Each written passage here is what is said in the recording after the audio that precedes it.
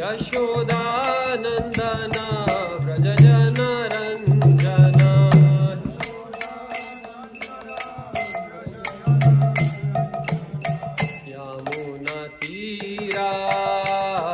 यमुनतीरावनचारी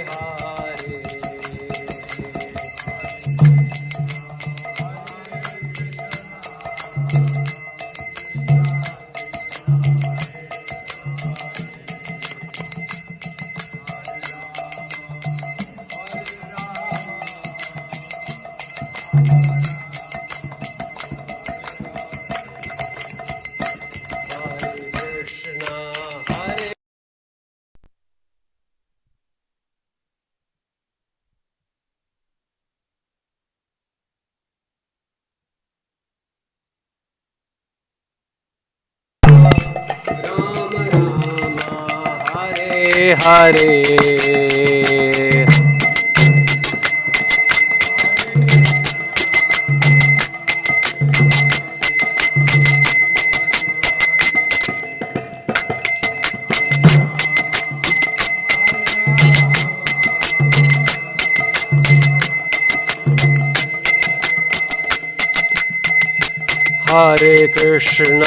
हरे कृष्णा कृष्णा कृष्णा हरे हरे हरे राम राम राम हरे हरे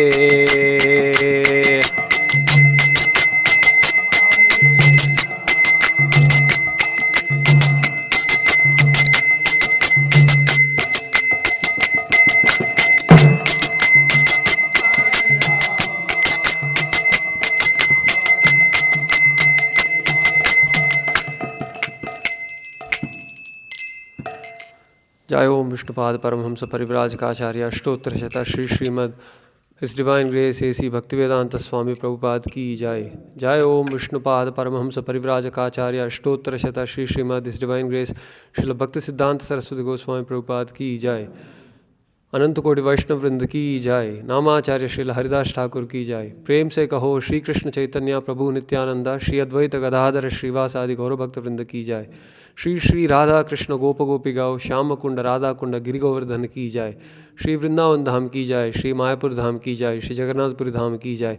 गंगा माई की जय। यमुना माई की जय। भक्ति देवी की जय। तुलसी देवी की जय। समवेत भक्तवृंद की जय।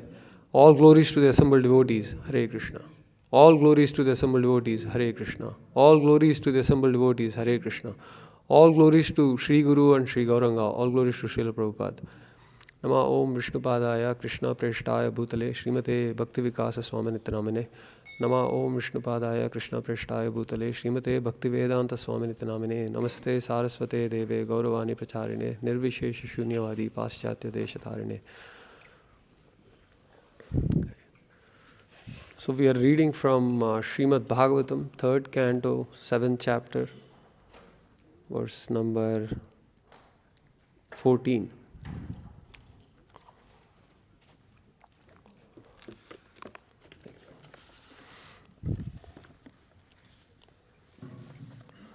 Okay.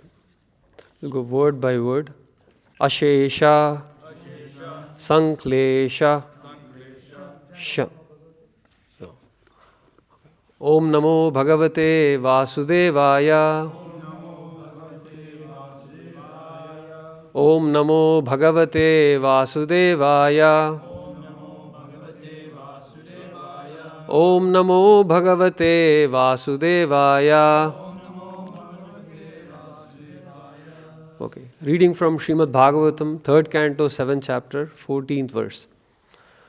Ashesha, Sanklesha, Shamam, Vidhatte, Guna Anuvada, Shravanam, Murarehe, Kim va Punaha, Tat Charana Aravinda, Paragaseva, Ratihi, Atmalabdha. Ashesha Sanklesha Shamam Vidhatte. Ashesha Sanklesha Shamam Vidhatte. Gunanuvada Shravanam Murarehe. Gunanuvada Shravanam Murarehe. Kim va punastacharanaaravinda. Kim va punastacharanaaravinda. Paragasevaratirātmalabdha. Paragasevaratirātmalabdha. Ashesha Sanklesha Shamam Vidhatte. Gunanuvada Shravanam Murarehe. Kim va punastacharanaaravinda. Paragasevaratirātmalabdha. Ashesha Sanklesha Shamam Vidhatte. Gunanuvada Shravanam Murarehe. Kim va punastacharanaaravinda. Paragasevaratirātmalabdha. Please repeat. Ashesha Sanklesha Shamam Vidhatte. Gunanuvada Shravanam Murarehe. Kim va punastacharanaaravinda. Paragasevaratirātmalabdha.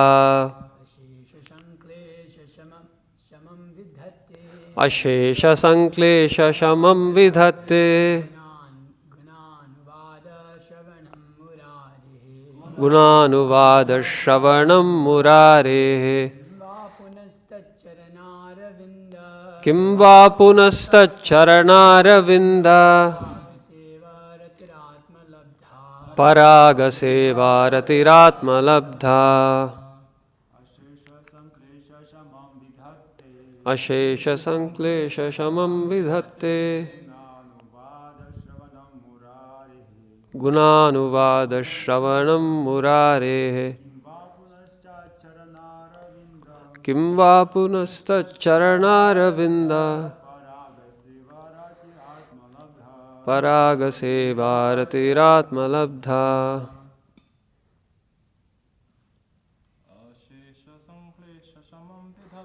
Ashesha sanklesha shamam vidhatte gunanuvada shravanam murarehe. Kim va punastacharanaravindam paragase bharatiratmalabdha. Mataji's. Ashesha sanklesha shamam vidhatte gunanuvada shravanam murarehe. Kim va punastacharanaravindam paragase bharatiratmalabdha. Okay. Word for word meaning. Ashesha, unlimited. Sanklesha, miserable conditions. Shamam, cessation. Vidhatte, can perform.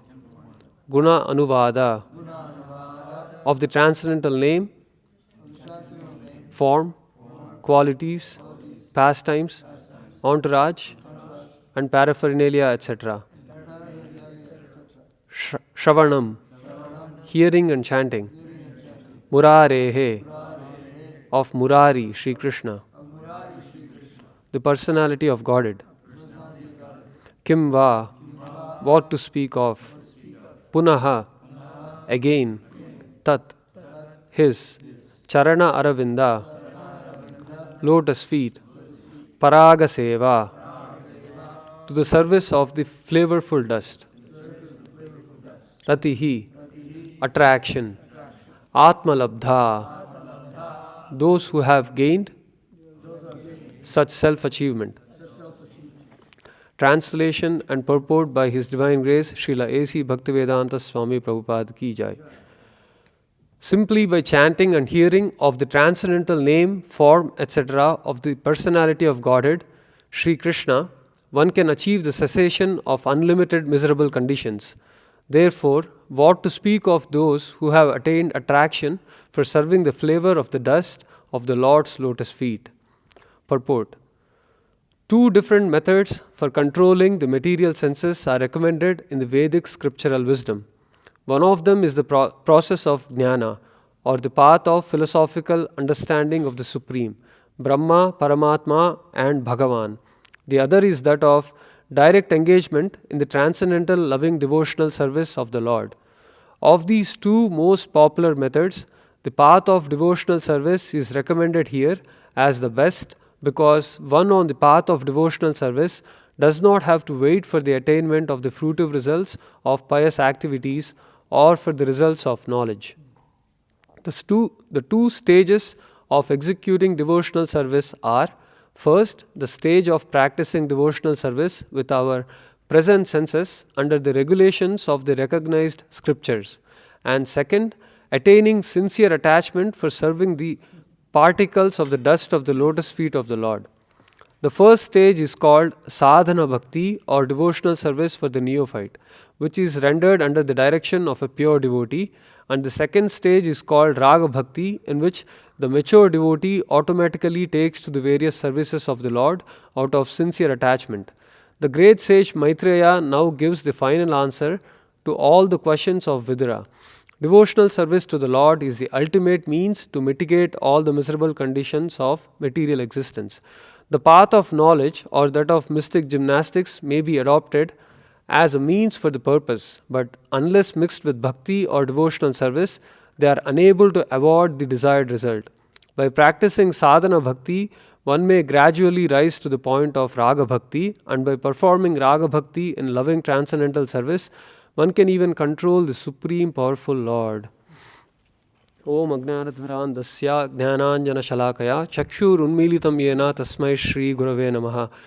Shri Chaitanya Manobhishtam Stapitam Yena Bhutale Swayam Rupah Kadamayam Dadati Swapadantikam Vandeham Shri Guru Shriyuta Padakamalam Shri Gurun Vaishnavamscha Shri Rupam Sagrajatam Sahagana Raghunathanvitam Tam Sajivam Sadvaitam Savadutam Parijana Saitam Krishna Chaitanya Devam Shri Radha Krishna Padan Sahagana Lalita Shri Vishakhanvitamscha He Krishna Karuna Sindho Dina Madho Jagatpate Gopesha Gopika Kanta Radha Kanta Namostute Tapta Kanchana Gaurangi Radhe Vrindavaneshwari वृषभानुसुते देवी प्रणमामि हरिप्रिये वाञ्छाकल्पतरुभ्यश्च कृपा सिन्धुभ्य एव च पतितानां पावनेभ्यो वैष्णवेभ्यो नमो नमः नमः ओं विष्णुपादाय कृष्णाप्रेष्ठाय भूतले श्रीमते भक्तिविकासस्वामिनिति नामिने नमः ओं विष्णुपादाय कृष्णाप्रेष्ठाय भूतले श्रीमते भक्तिवेदान्तस्वामिनिति नामिने नमस्ते सारस्वते देवे गौरवाणी प्रचारिणे निर्विशेषशून्यवादी पाश्चात्यदेशतारिणे जय श्री कृष्ण चैतन्य प्रभु नित्यानंद श्री अद्वैत गदाधर श्रीवासादि गौरभक्तवृंदा हरे Krishna Krishna Krishna Hare Hare Hare Ram Ram Ram Hare Hare. We are discussing the topics of Vidura's conversation with Maitreya.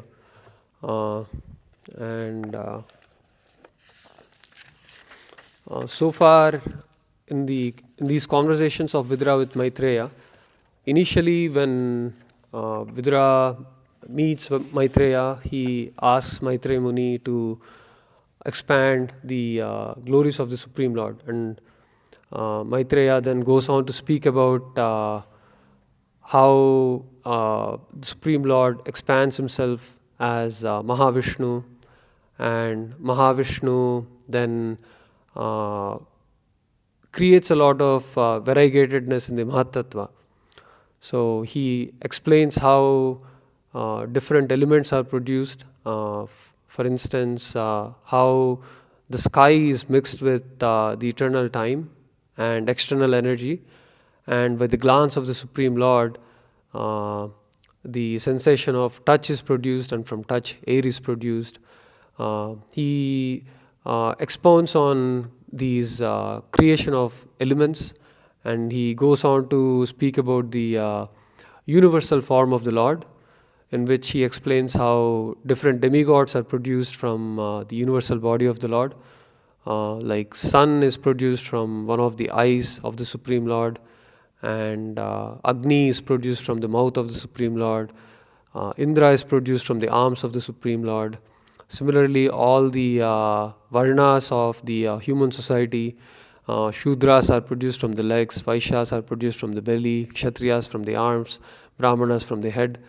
So in this way he explains that everything in the existence, it is a manifestation of either the energy of the Supreme Lord, or it has a direct impetus, in the sense that the key ingredient of all the creation of the elements is the glance of the Supreme Lord. So the glance of the Lord is creating all the variegatedness in the Mahatattva. So he explains how everything is in connection with the Supreme Lord. And at the same time, at the beginning of this chapter, he asks Maitreya Muni certain questions. So if somebody can pull it up, 375.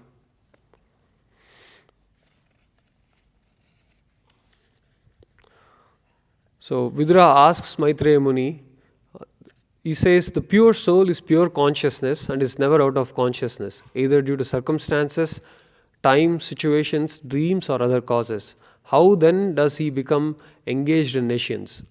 Meaning the soul is always pure, and no matter what the circumstances or the situation is, or if the living entity is dreaming, the soul is always pure. How then he becomes engaged in nescience? And at the same time, he asks in 376, the Lord as the super soul is situated in every living entity's heart. Why then do the living entities' activities result in misfortune and misery? So the Lord is situated in every living being as the super soul. despite this, the living entity's activities are resulting in misfortune and misery.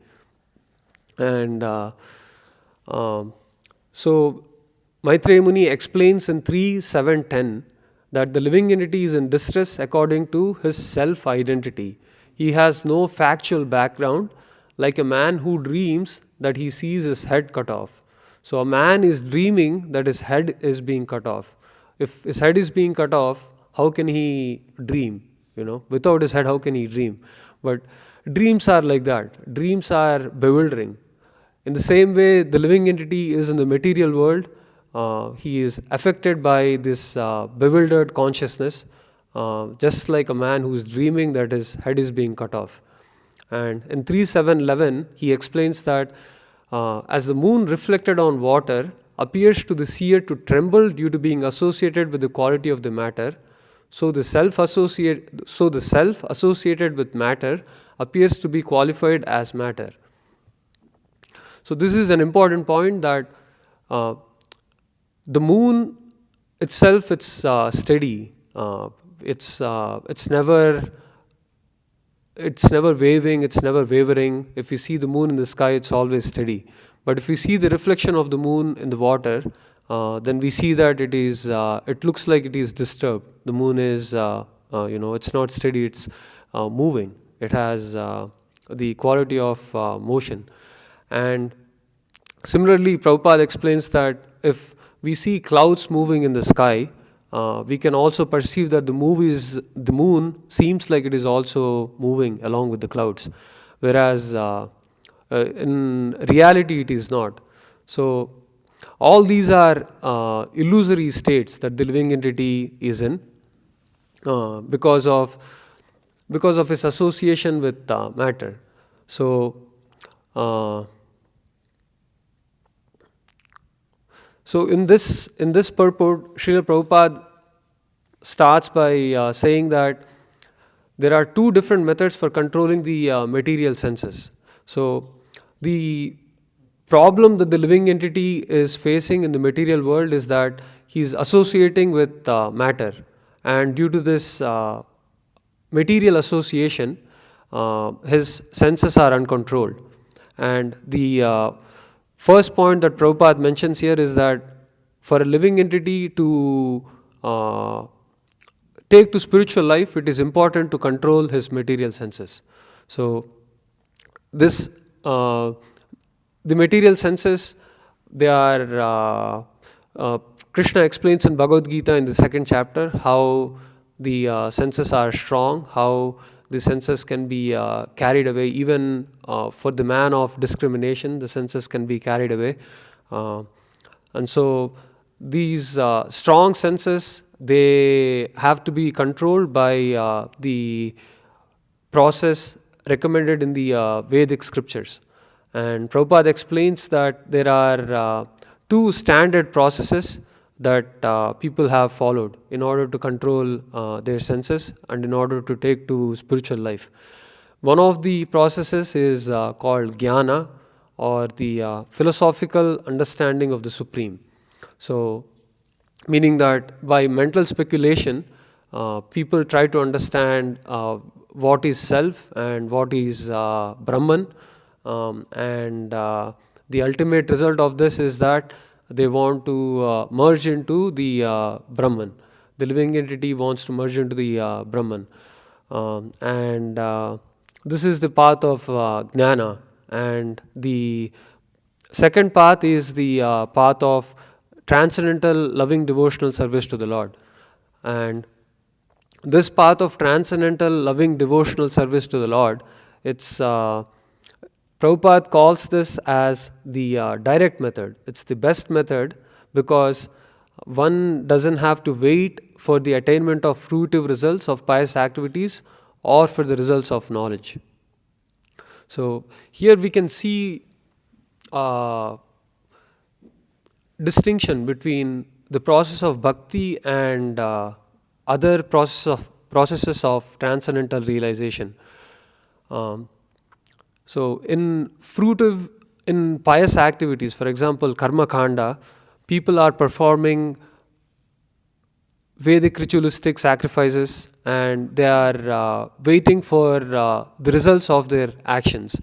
And generally speaking, it is said that they attain heavenly planets after the death. So people have to wait to attain the result of pious fruitive results until their death. And similarly, the jnanis, even though they are going through different kinds of mental speculations, they are trying to understand God, the self through mental speculation. Even they have to wait until they die in order to merge into the Supreme Brahman. Whereas in the process of bhakti, because it's a direct process, Srila Prabhupada mentions that one can become Krishna conscious in a moment. So this process is direct, and so someone can realize that they are part and parcel of God, Krishna, by practicing devotional service within a moment. And so this process is bhakti, and we know that in Bhakti Rasamrita Sindhu, Rupa Goswami quotes that Sarvopadi Vinirmuktam Tatparatvena Nirmalam Rishikena Rishikesha Sevaram Bhaktiruchate. Sarvopadi Vinirmuktam means there are no designations in order to perform this devotional service. There are no designations, and just by engaging our senses in the service of the Lord, we can perform devotional service. And similarly, devotional service means it is lacking any jnana karma dhyanavritam. So devotional service is performed without the motivation to gain knowledge or fruitive results. And so a devotee, he is never seeking either like pious results of the karma kandi ritualistic performers, or he's neither he's averse to bad situations. For example, Bali Maharaj was willing to even go to the lower realms in order to please the Supreme Lord. So a devotee neither has attachment to go to the heavenly planets, nor does he have aversion to go to the lower realms, and neither does he want jnana for the sake of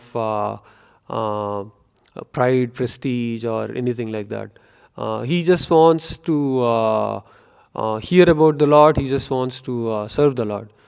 He just wants to do it out of his loving nature for the Lord. And similarly, although he is performing these activities without these intentions, Bhagavatam says that all these come as a side effect.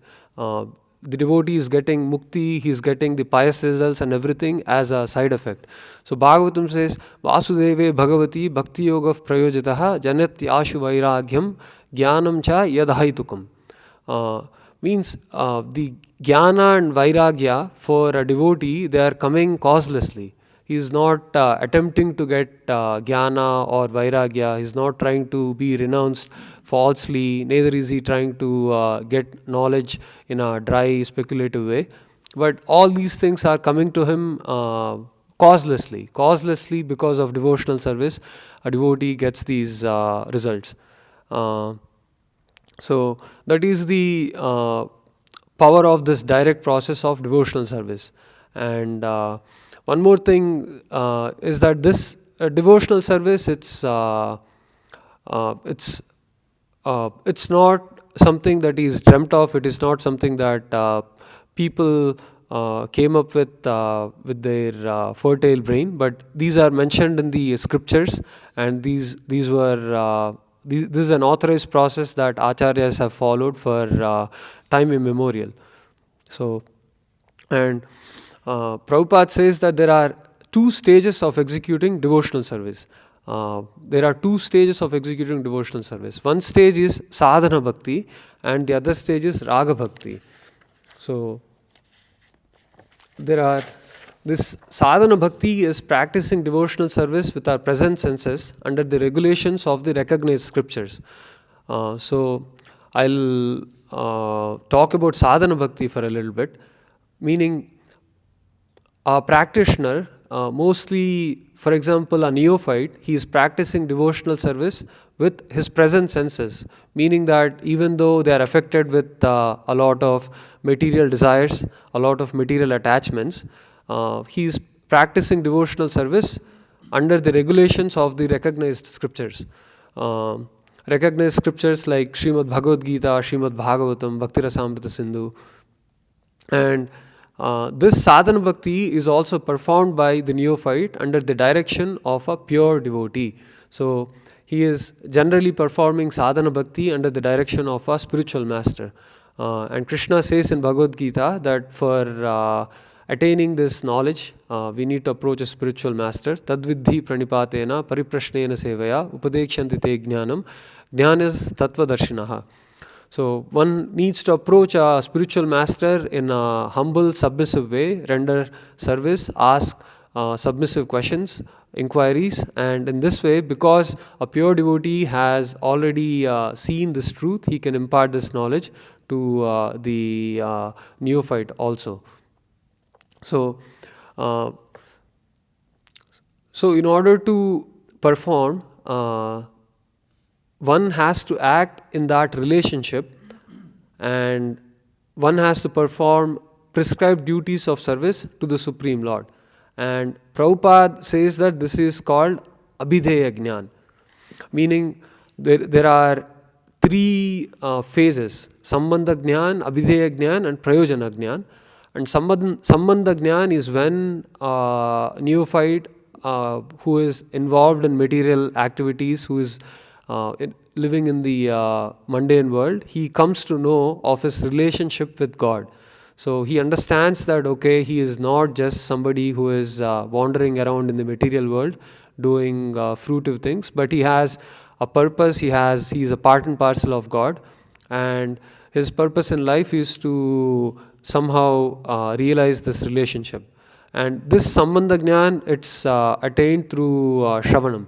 And so when someone hears of the qualities of the Lord, or when someone hears about the pastimes of the Lord, someone hears about the philosophy of the Lord, then someone gets an understanding that, okay, he is related to God. And this is called Sambandha Jnana.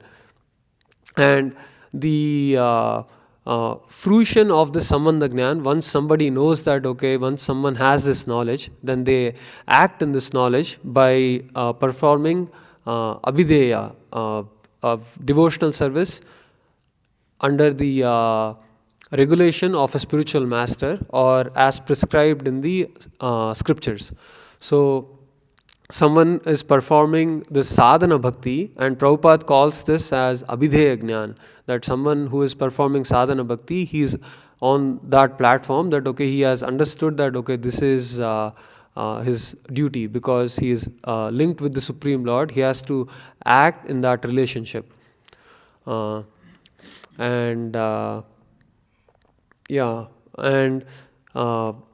I'll speak about Raga Bhakti. What is Raga Bhakti? And Raga Bhakti means attaining sincere attachment for serving the dust of the lotus feet of the Lord. And this Raga Bhakti, the mature devotee automatically takes to the various services of the Lord out of sincere attachment. Meaning he is no longer practicing, or he is no longer performing under the regulative principles, but he has a natural tendency to serve the Lord. He naturally loves the Lord. He naturally wants to do things for the Lord. Just like if you are thirsty, we drink water. Just like that, he is always thirsty to do something for the Lord. He has this natural tendency to serve the Lord. And this phase is called Raga Bhakti. And the highest stage is called Prema Bhakti, but this stage is attained by executing Sadhana Bhakti. One should not try to artificially elevate himself to the stage of Prema Bhakti without seriously following the regulative principles of Sadhana Bhakti. Prema Bhakti is the stage of relishing, whereas Sadhana Bhakti is the stage of improving in devotional service. Meaning we don't practice Raga Bhakti. Raga Bhakti is something that is attained as a result of performing Sadhana Bhakti. And this Prema Bhakti or Raga Bhakti, it is the highest stage, and it is the stage in which a devotee relishes this process of devotional service. And in order to get to that stage, the devotee constantly performs sadhana bhakti under the prescribed rules and regulations of the scriptures and as prescribed by the spiritual master. And in Bhagavad Gita, Krishna says that Mahajans like Janaka, they've all attained perfection just by performing their prescribed duties. And so he says, even if someone is on the stage of Prema Bhakti, or even if someone is very elevated, they need to perform the prescribed duties so as to set the examples, at least for people who are following. He says, Yadyad acharati shreshtaha tatta devetaro janaha sayat pramanam kurute lokastad anuvartate.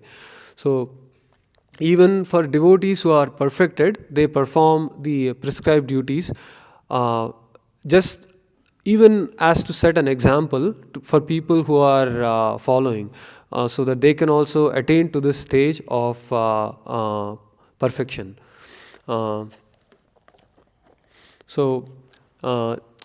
Prabhupada says that Sri Chaitanya Mahaprabhu taught this cult of devotional service in full detail by practical application in his own life.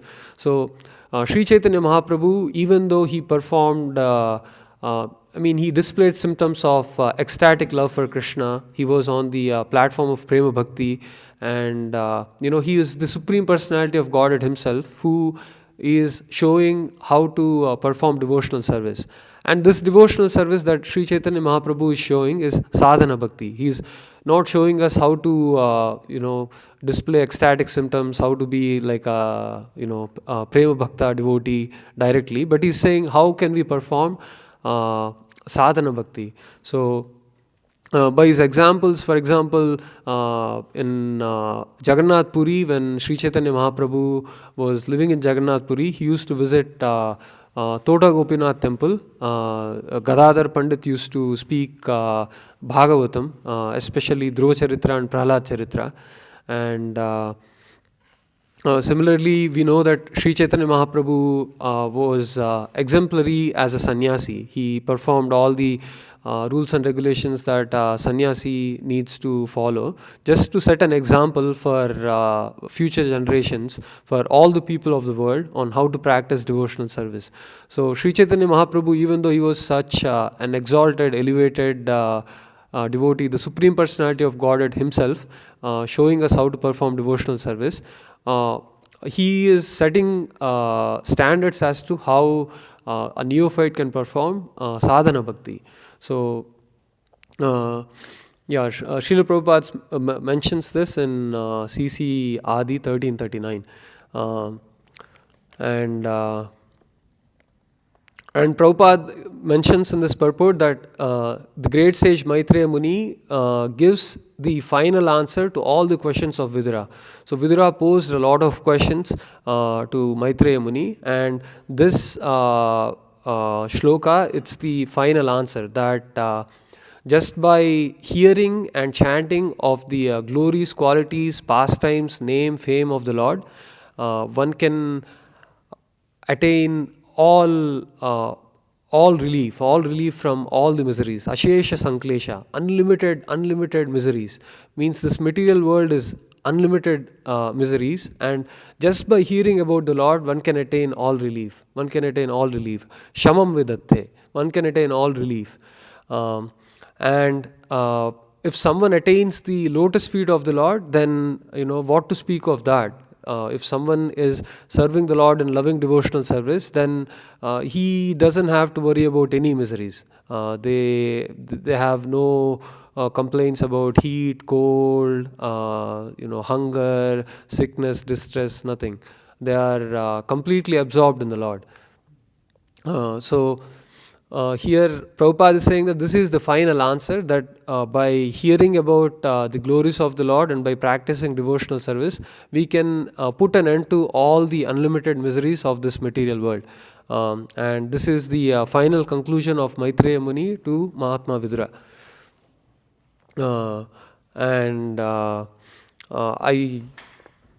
I wanted to read a few verses about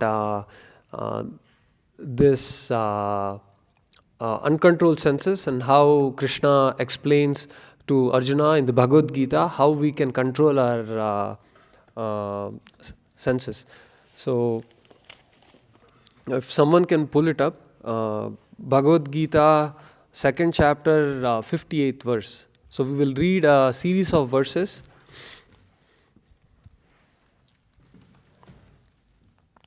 So 58th verse says, one who is able to withdraw his senses from sense objects as the tortoise draws its limbs within the shell is firmly fixed in perfect consciousness. Though the embodied soul may be restricted from sense enjoyment, the taste for sense objects remains. But ceasing such engagements by experiencing a higher taste is fixed in consciousness. Vishya vinivartante niraharasya dehinaha. The senses are so strong and impetuous, O Arjuna, that they forcibly carry away the mind even of a man of discrimination who is endeavoring to control them. So, Krishna says that even if someone with discrimination, if he is endeavoring to control his senses, the senses are so strong that they can forcibly carry away the mind. And so, one who restrains his senses, keeping them under full control, and fixes his consciousness upon me, is known as a man of steady intelligence. While contemplating the objects of the senses, a person develops attachment for them, and from such attachment, lust develops, and from lust, anger arises. From anger, complete delusion arises, and from delusion, bewilderment of memory. When memory is bewildered, intelligence is lost, and when intelligence is lost, one falls down again into the material pool. But a person free from all attachment and aversion, and able to control his senses through the regulative principles of freedom, can obtain the complete mercy of the Lord. For one thus satisfied in Krishna consciousness, the threefold miseries of material existence exist no longer. In such satisfied consciousness, one's intelligence is soon well established. One who is not connected with the Supreme can have neither transcendental intelligence nor a steady mind, without which there is no possibility of peace. And how can there be any happiness without peace? As a strong wind sweeps away a boat on the water, even one of the roaming senses on which the mind focuses can carry away a man's intelligence. Therefore, O mighty armed, one whose senses are restrained from their objects is certainly of steady intelligence. What is night for all beings is the time of awakening for the self-controlled, and the time of awakening for all beings is night for the introspective sage. A person who is not disturbed by the incessant flow of desires that enter like rivers into the ocean, which is ever being filled but is always still, can alone achieve peace, and not the man who strives to satisfy such desires. A person who has given up all desires for sense gratification, who lives free from desires, who has given up all sense of proprietorship, and is devoid of false ego, he alone can attain real peace. That is the way of the spiritual and godly life, after attaining which a man is not bewildered. If one is thus situated, even at the hour of death, one can enter into the kingdom of God. So, Krishna is explaining how one can fix their mind and consciousness in him. And because the senses are so strong, they drags someone's mind away. Even if one of the senses is disturbed, it has the power to drag away the mind, and the mind can then contemplate on sense objects, and by contemplation of the sense objects, attachment arises, and from attachment, lust, from lust, anger, and from anger, bewilderment of memory. The uncontrolled senses are the path to hell, right? And for a man of steady intelligence, the path of controlling the senses is by fixing his mind and intelligence in Krishna.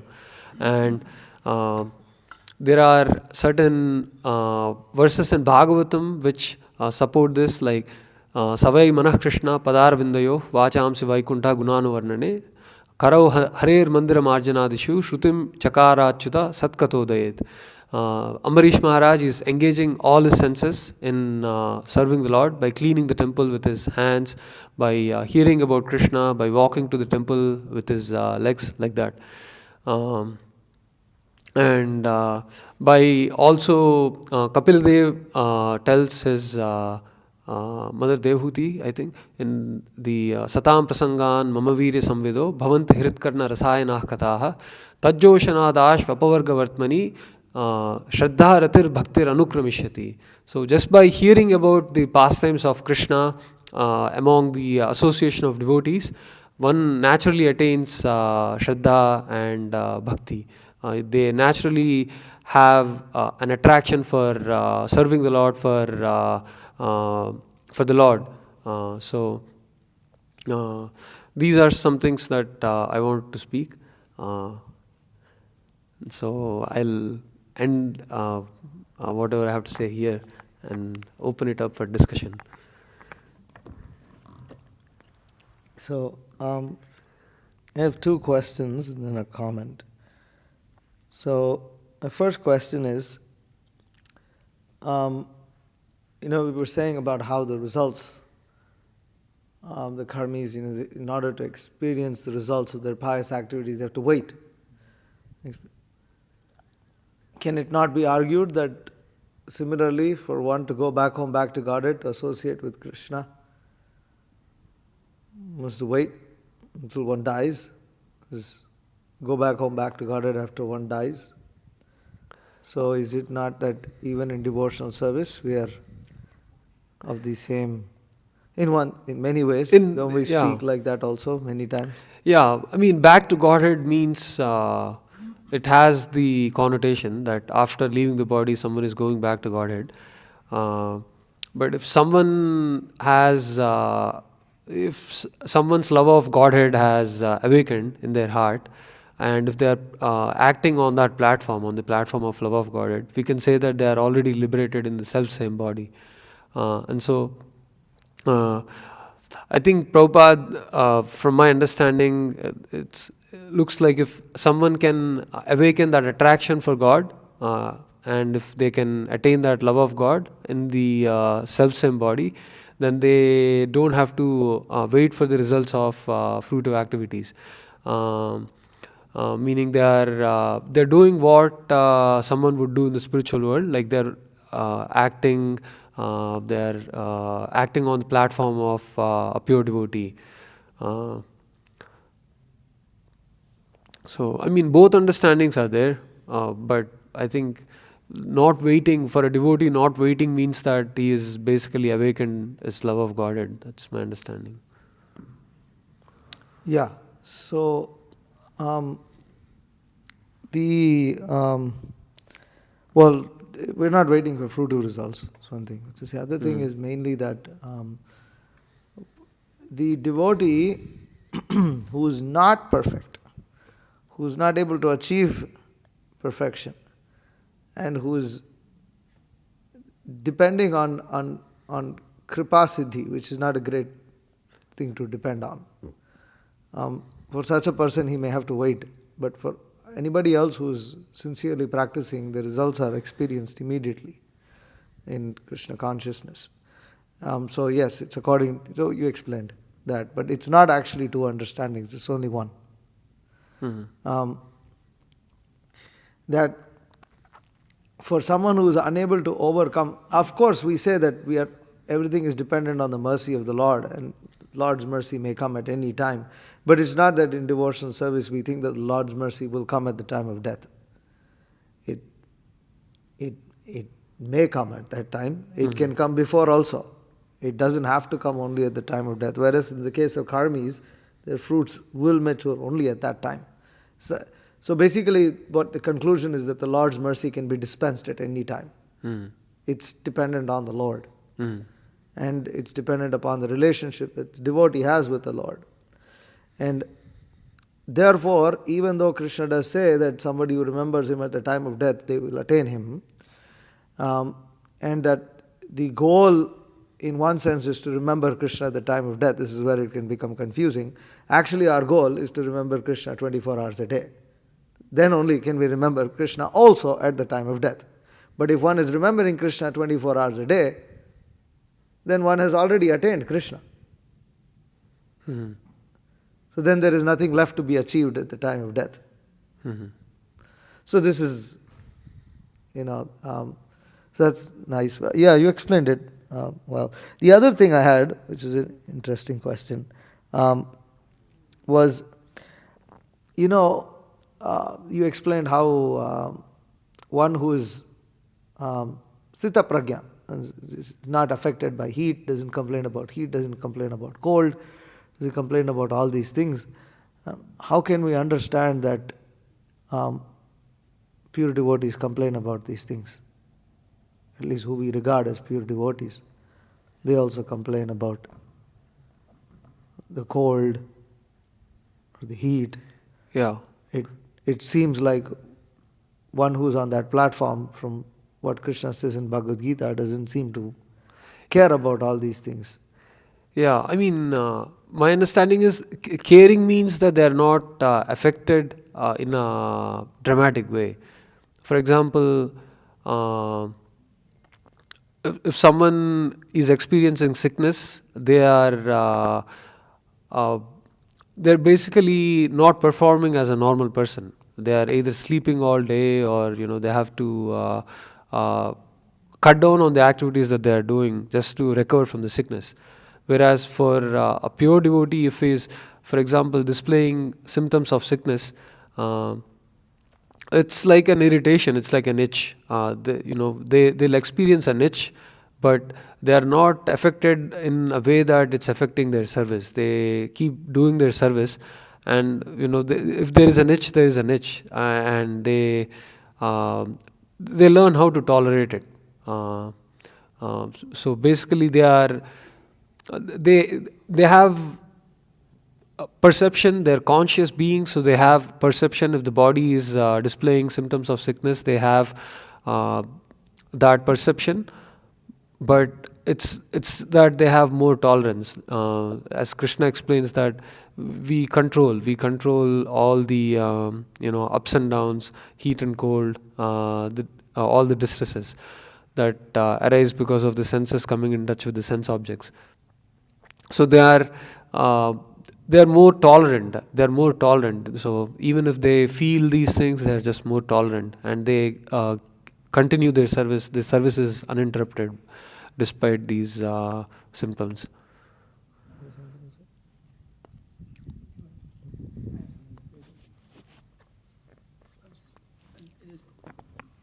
It makes me think of Bhaktivinoda Thakur's, like what he says that I shall not go there where devotional service cannot be performed.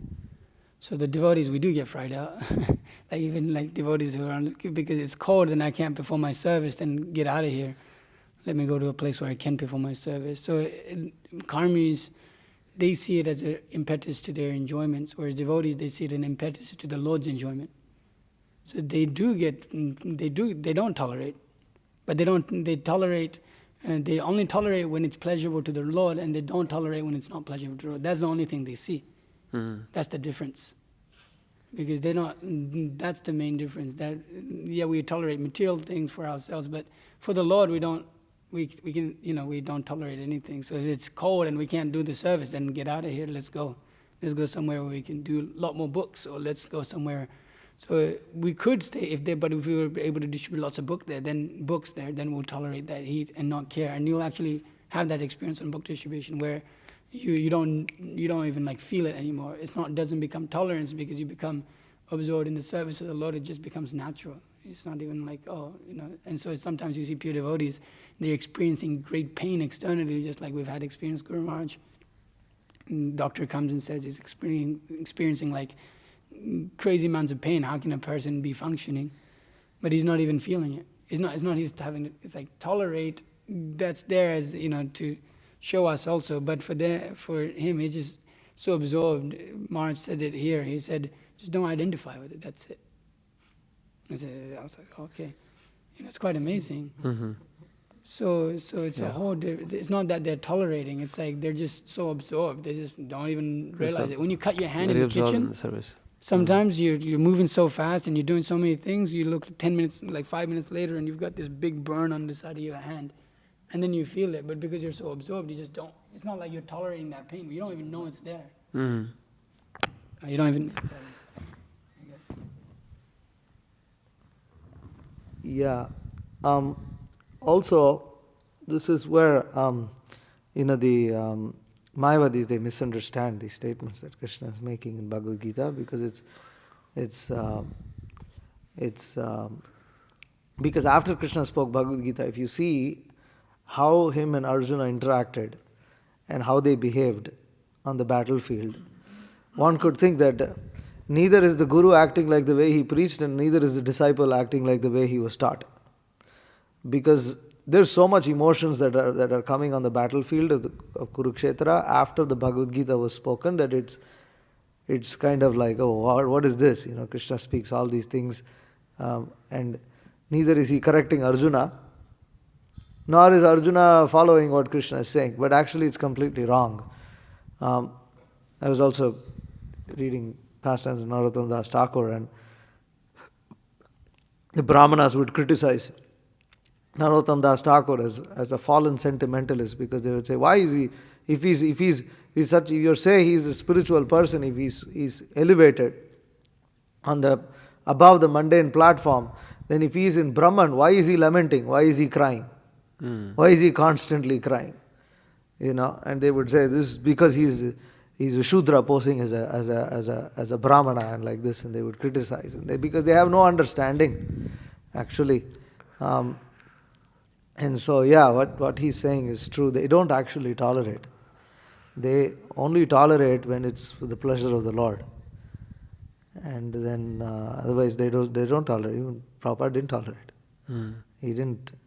But so the service of the Lord, when he realizes this is for the pleasure, then he tolerates anything, which is, it's very amazing. Like he was also quoting Maharaj's instance. The other thing I wanted to mention is that sadhana bhakti is not sambandha.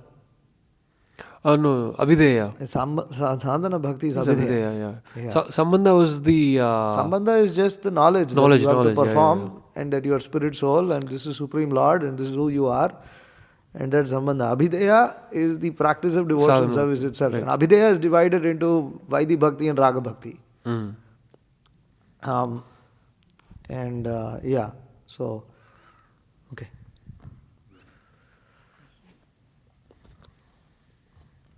So in this verse you quoted Vasudeva Bhagavati, that it says that, so like by the performance of devotional service, knowledge and detachment is like causelessly acquired. But isn't that like, but it seems like the itself bhakti is the cause, because by the performance of devotional service you acquire this. So can you like causeless? It's like the knowledge and detachment is causeless, but then isn't bhakti the cause? Yeah, it means that they're not endeavoring specifically for jnana or vairagya. Means that they're not doing it for the sake of attaining them separately, but they're coming as part of bhakti.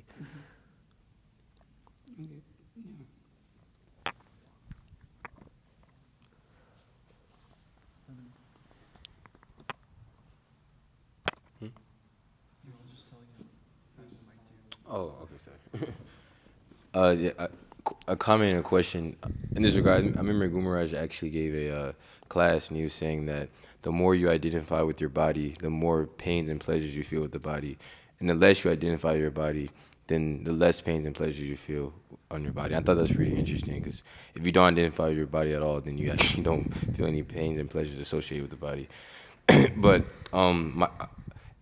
a question, I think Vishnu Chittapu, he said something as far as like Kripa cities. I wanted to ask you though, could you argue that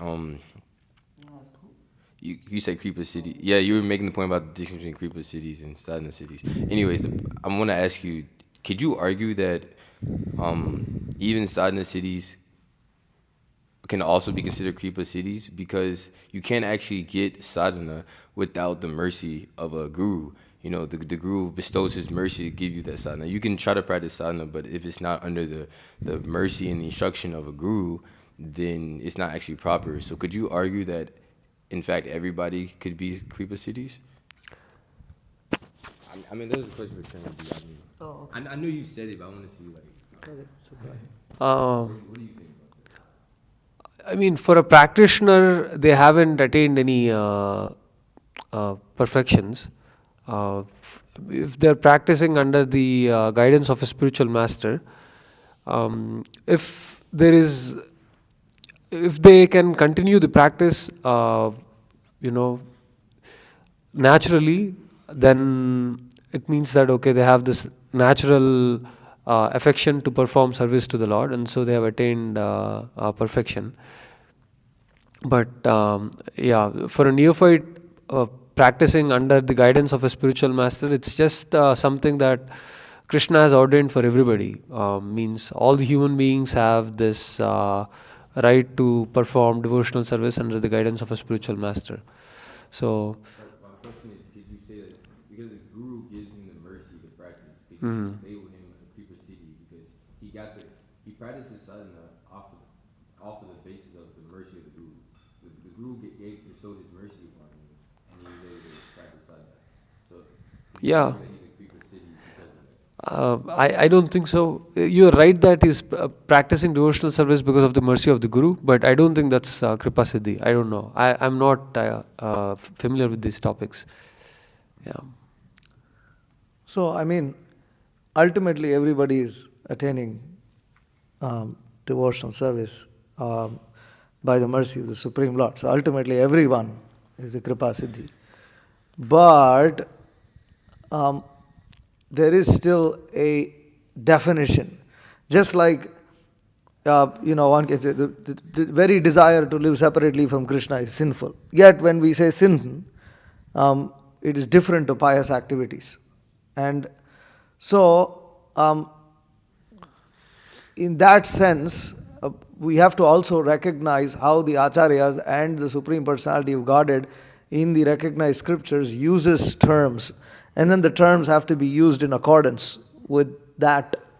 We have to follow that. So in that sense, the Kripa Siddhi is defined as someone who isn't actually qualified, who didn't make the necessary endeavors, and in fact wasn't even that sincere, but happened to gain the mercy of the Supreme Lord. Because the Supreme Lord desired it, and the Supreme Lord is fully independent.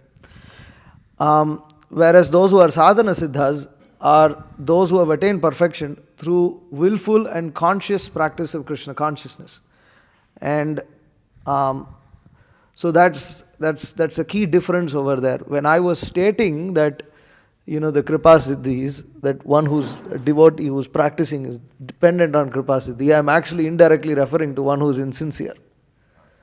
Because one who's insincere doesn't want to endeavor or perfect his spiritual life beyond a certain level and is content with the idea that, or is at least basically he has reneged himself to a situation that I hope I'll get the mercy at the end of life and go back home, back to Godhead. And tries to, what you could do is, or tries to do things which are basically like enter cheat codes in a game.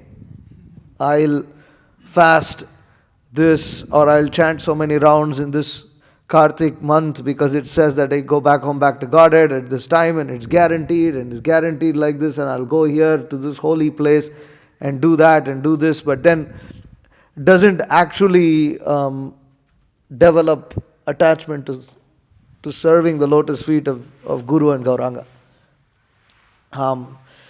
So I'm referring to those kind of people.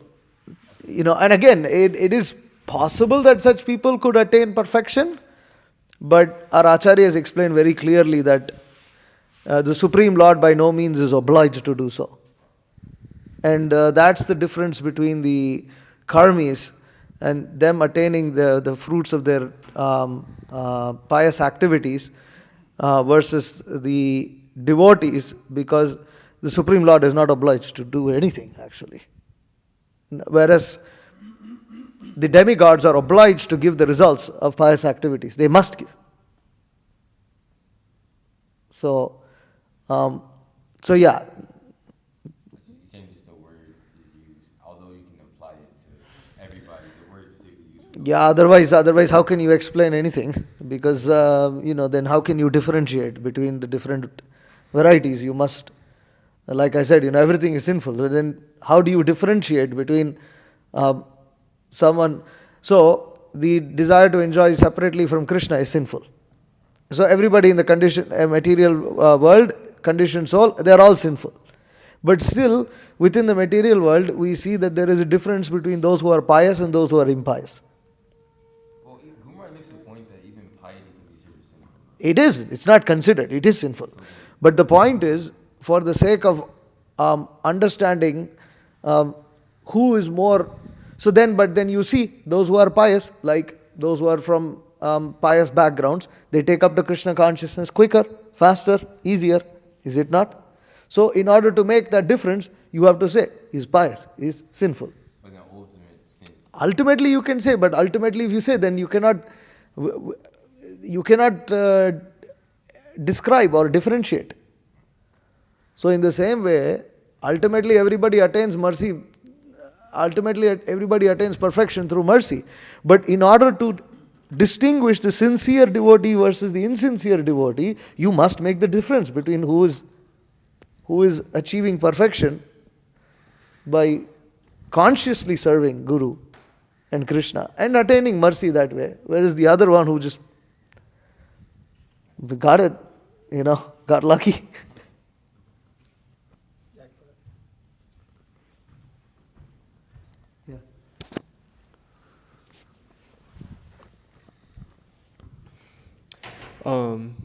This verse that you referenced, Vasudeva Bhagavati Bhakti Yoga Prayojitaha, there's a similar verse in the Bhagavad Gita, and it's very relevant to what you're speaking about, how the devotee doesn't need to worry about the results of fruitive activities or the process of jnana, how everything's achieved automatically. This is the last verse of the 8th chapter. Vedeshu yangyeshu tapasu chaiva daneshu yat punya phalam pradishtam atyeti tat sarvamidam viditva yogi param sthanam upaiti chadyam. And this means a person who accepts the path of devotional service is not bereft of the results derived from studying the Vedas, performing austere sacrifices, giving charity, or pursuing philosophical and fruitive activities. Simply by performing devotional service, he attains all these, and at the end he reaches the supreme eternal abode. And Krishna explains this after saying, okay, yeah, Brahma lives this amount of time, and it's experienced, 1,000, it's like 1,000 kalpas, is it? Yeah. And then Krishna says, but the devotee, he doesn't worry about this stuff. And then he gives this verse. Wow, amazing. And then I had kind of a question, but you said something that kind of sparked some interest about how suffering in the material world is unlimited. Mm-hmm. I was wondering if this is a figurative statement or literal statement. I think it's literal. Yeah. I mean, the material world is a limited place, but suffering in the material world is unlimited. Yeah. I guess because time is unlimited. Yeah, Bhagavatam says Ashesha Sanklesha means unlimited miseries. So, it's, Yeah, I just think that's kind of funny. It's a great contrast, yeah. Life is limited, but suffering is unlimited.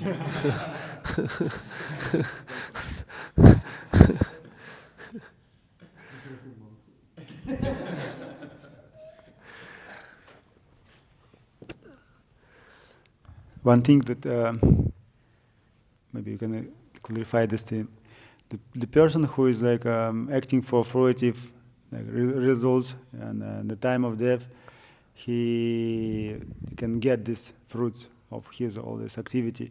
The person who is want to be merged in Brahman in the time of death, maybe he will be merged, maybe not. Maybe he cannot approach this level. Maybe he need more time for this, many lives. And devotees also, they perform devotional service. And how he will go to Goloka, Vrindavan, or Vaikuntha or not? Maybe he need more lives, 1,000 lives, maybe 3 lives, we don't know. And this is for pure devotees. Yes, of course they can live now and already be in a platform of pure devotional service, and they can see, they can be in Krishna consciousness. But it doesn't mean for me, for my understanding, maybe you can clarify. In the time of death, the person Jnani can go to Brahman, and merge them, and the pure devotee or like a devotee can be in Krishna consciousness, but mostly we can see we are not like a pure devotees. Probably. Yeah, I mean, it's basically glorifying the process of bhakti. Meaning each individual person might practice it differently, but Bhagavatam is glorifying the process of bhakti. Vasudeve Bhagavati Bhakti Yoga Prayojitaha Janayati Ashu. Ashu means like one immediately gets jnana and vairagya. So, meaning that this process of devotional service is so strong that it can give someone immediately the results of jnana and vairagya. And this jnana and vairagya, I mean, the natural effect of the jnana and vairagya is that if someone leaves their body, then for someone who is renounced of this material world, who understands that he is not the body, who understands that he has a relationship with God, they ultimately go back to Godhead. So it naturally follows this process, and it's glorifying the process of bhakti. But as Krishna also says in Bhagavad Gita, it's a difficult process. It's not an easy process, but the process is regardless glorious compared to like fruitive activities or mental speculation. The process of bhakti is glorified as something that can give the results of other transcendental process, more quickly, immediately. So it's just glorifying the process of bhakti, but like the practitioner might differ, and the results of the practitioner might differ based on his practice.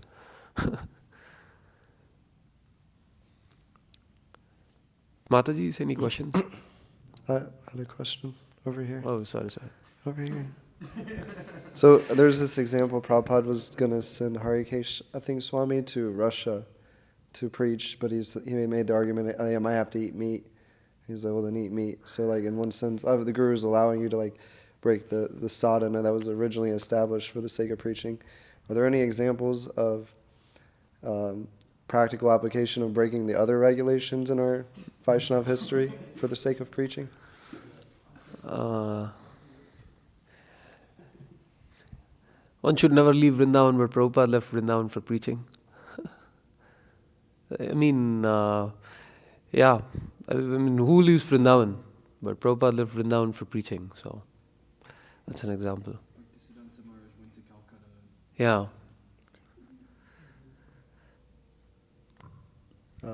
Also, it doesn't seem that like Raga Bhakti has should be exhibited in, because like you make like a sadhana vow to your spiritual master, and like by force, if you're on that platform, you may like exhibit different symptoms and like that. But it seems like if you habitually like are very loose in your behavior, and I guess like as the Sahajiyas do, then you should be seen to be deviated in all circumstances, or how so like that?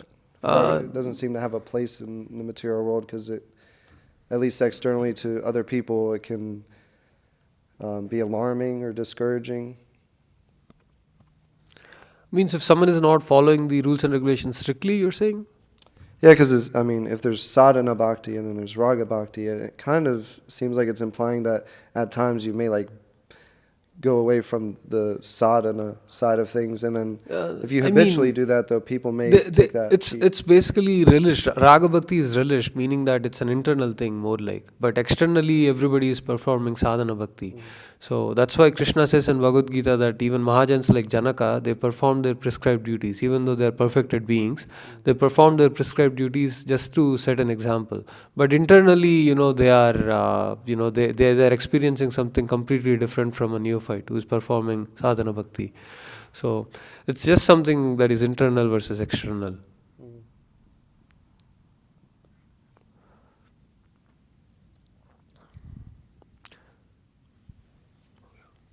Mataji, any questions?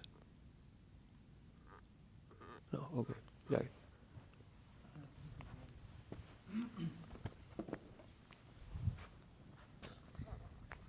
You asked about other examples? Yes. There are devotees who are allowed to drink and they take alcohol. They drink yadus. Yadus. That's what I was thinking, like that. So it's there, but they're pure devotees, nevertheless, because, huh? The gambling match in general, all those. Yeah, so many examples are there. So many examples are there. Jab, Garuda eats meat. Is it Aniruddha or Pradyumna? They were having What? Okay, Hare Krishna. Jai. Prabhu. This situation we have with Harikesh Swami, that he told that Prabhupada, we don't have like if they have only meat, should they take only meat? And Prabhupada was like, it's not, because Prabhupada was, I don't know how is it taken this. It's not, does it matter? You preach. What does it mean only meat? Can you find a place in this material world where only meat is available? Even if you go Greenland or Alaska, you have everything there, especially nowadays. Everything. This is the mood, Oh, how we can go, you should go. You should go. This is the point. And even like, if really the circumstances will be only meat, you can take a meat. In Srimad Bhagavatam, it's also mentioned that like if you don't have a cow, like, or if like you can take even cow meat, beef, if you don't have another choice. It's not like you broke the regulative principle. जय श्रीमद् भागवतम की जय श्रील प्रभुपाद की जय वांछा कल्पतरुभ्यश्च कृपा सिन्धुभ्यो च पतितानां पावनेभ्यो वैष्णवेभ्यो नमो नमः